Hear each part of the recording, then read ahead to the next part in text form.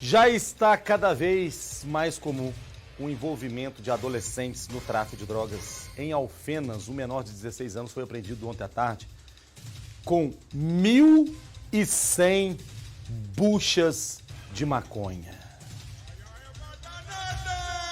1.100 buchas de maconha. É maconha para mais de metro. É maconha para acabar com a maconha de Minas Gerais. É maconha para raio. O povo maconheiro, pelo amor de Deus. Olha lá. A droga estava num terreno próximo do local onde ele foi abordado. Ainda de acordo com a PM, o adolescente confirmou que era o dono da maconha. Eu tenho 16 anos, mas eu tenho 1.100 buchas de maconha. Ele falou para a polícia. Ele foi encaminhado à delegacia de Alfenas, acompanhado do responsável. Perdeu o dinheiro e perdeu a maconha. Ah lá, quero ver agora ele pagar o traficante.